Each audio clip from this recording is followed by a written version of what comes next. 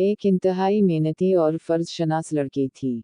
उसने एक नहायत गरीब खानदान में आँख खोली थी, मगर ये वालिदैन के रिज़्क हलाल और उनकी अच्छी तरबियत का नतीजा था कि उसने शुरू से ही पाकीज़ा सोच को परवान चढ़ाया और मेहनत और जहद मुसलसल पर यकीन रखा।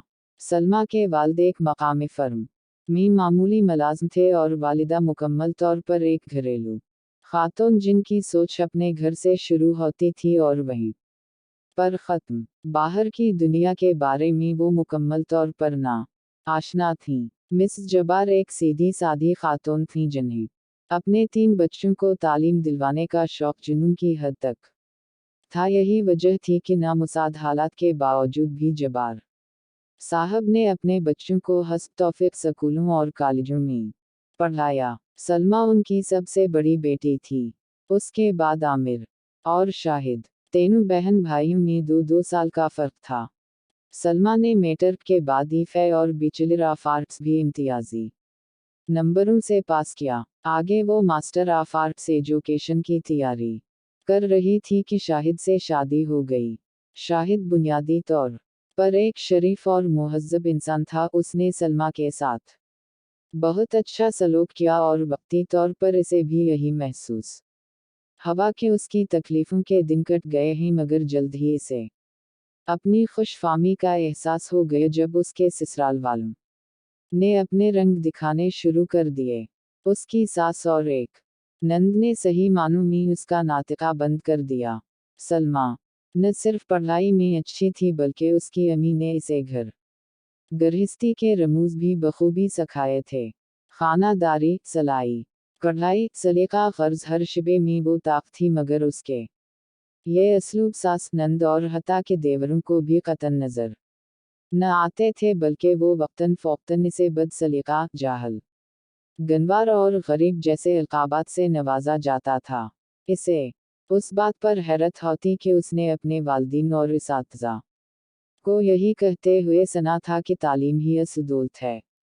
रुपया पैसा तो आनी जानी चीज़ है, तो फिर इसे ग़रबत का ताना क्यों दिया जाता है। आहिस्ता आहिस्ता इसे उस बात का एहसास होना शुरू हवा कि उस मुआशरे में ज़िंदा रहने के लिए दौलत की अहमियत भी अपनी जगह मुस्लिम है, लेकिन यह उसके वालिदैन की पाकीज़ा तरबियत और रिज़्क हलाल का नतीजा था कि दौलत के हसूल के लिए उसने कभी भी गलत रास्ते के बारे में नहीं सोचा था। कुदरत ने भी इसे अपनी हालत को बेहतर बनाने में मदद दी। सच कहते हैं कि नियत नेक हो और इंसान का अज़्म सच्चा हो तो अल्लाह ताला ग़ैब से ऐसी इमदाद मुहैया करते हैं जहाँ से इसे गुमान भी नहीं होता।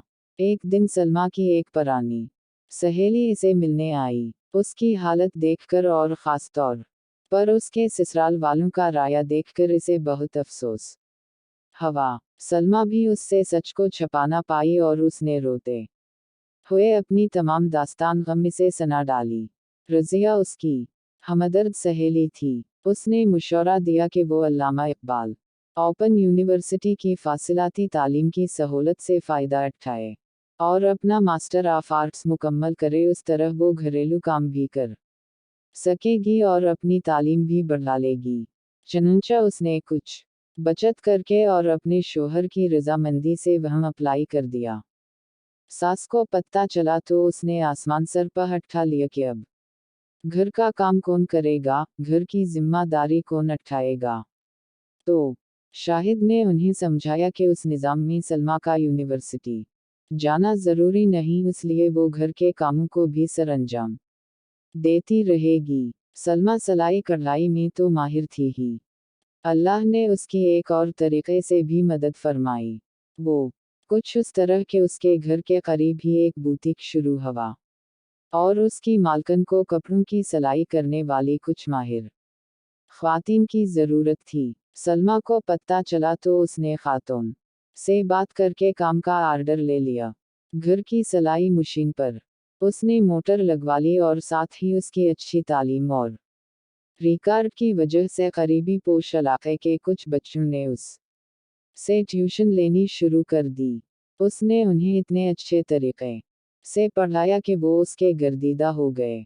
जब उसकी सास और देवरों ने देखा कि वो घरेलू काम करने के साथ पैसे भी कमा रही है तो उन्होंने सख्ती भी कुछ कम कर दी।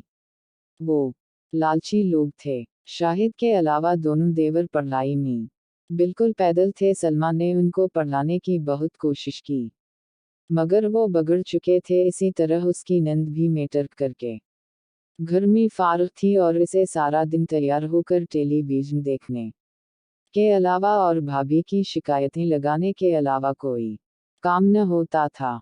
सलमा की मां जब ये सारी सूरत-हाल देखती तो इसे बहुत रंज होता, मगर फिर शाहिद की शराफत और उसके हस्न सलूक को देखते हुए इसे किसी हद तक सब्र आ जाता और वो अपनी बेटी के अच्छे नसीबों की दुआएं करती हुई चली जाते। शादी को 2 साल गुजर गए। सलमा को गोद अभी तक खाली थी और उसकी सास के चलाए हुए निश्तरों में उसके बांझ होने के तनु का इजाफा भी हो चुका था। इसी दौरान उसका मास्टर ऑफ आर्ट्स बहुत अच्छे नंबरों से पास हो गया था और उसने स्पेशलाइजेशन के लिए आगे अप्लाई कर दिया। शाहिद की भी प्रमोशन हो गई। सलाई और ट्यूशन का काम बहुत बढ़ गया था, मगर सलमा को जैसे अल्लाह ने आनी हवसला दिया था वो चुपचाप अपने ससुराल वालों के मुजालम बर्दाश्त करती और अपनी सारी कमाई उनके हवाले कर देती। शाहिद ये सब कुछ देखता, मगर मां, बहन और भाइयों के आगे बोलने की हिम्मत उसमें न थी। घर का बोझ कम करने के लिए उसने भी शाम को एक फैक्ट्री में जाना शुरू कर दिया था। इसी दौरान हुकूमत की तरफ से स्कूलों के प्रिंसिपल और सीनियर इसातिज़ा की खाली नशिस्तों का इश्तहार अखबार में छपा। तजर्बा न होने की वजह से सलमा प्रिंसिपल की सीट के लिए तो अप्लाई न कर सकी, मगर उसने सीनियर टीचर की पोस्ट के लिए फार्म जमा करा दिया। साथ ही उसका एमफिल भी मुकम्मल हो रहा था। इसे मंतख होने की नवीद मिल गई, मगर इसे जो सीट मिली वो सिंध पन्नू आखिल में थी। उसने अपने शोहर से बात की और शाहिद ने कुछ तगवदू के बाद अपने घर वालों को आमादा कर लिया। उन लोगों को महज पैसे से गर्ज थी, इसलिए कुछ पसोपेश के बाद वो मान गए थे। शाहिद ने अपने घर वालों के इल्म में लाए बगैर इसी इलाके में ट्रांसफ़र की कोशिश की और अपने अफसरान बाला की मन्नत समाजत करने के बाद अपनी ट्रांसफ़र कराने में कामयाब हो गया। खुदा ने जैसे उन दोनों को सब्र और अच्छी नीयत का स्मर दिया। जैसे ही वो दोनों पन्नू आखिर शिफ्ट हुए, सलमा की गोद भी हरी हो गई। 5 साला तजर्बा मुकम्मल होने पर उसने प्रिंसिपल के लिए दरख्वास्त दी और तहरीरी इम्तहान भी पास किया।